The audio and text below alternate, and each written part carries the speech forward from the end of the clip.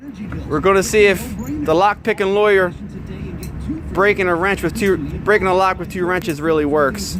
You see the lock actually works.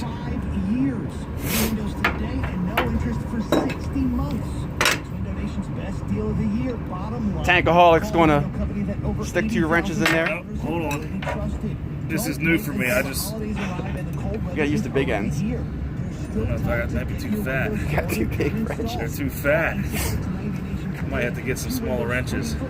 Nah. Hold on. Oh, Jesus Christ. Did it go? It popped it, right? No. It didn't. Nope. Need a smaller wrenches. Smaller 3/4 and 7/8. So I guess you can't carry around a 1 1/16 and a 15/16. Alright, we're gonna grab some smaller wrenches. See, hey, the lawyer didn't tell us what size to use. It did pop off. It did pop off the side of the lock. Whatever that little piece is. So, go with a 7/8.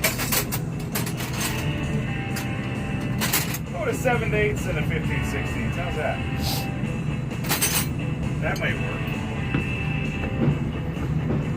Alright. These too big? Nah, these fit just right. Just like Little Red Riding Hood. Ready? Go ahead. Woo! Oh, that was pretty easy. Alright. That was easy. Look at that. That was easier than I thought. Ladies and gents, the lock-picking lawyer is right.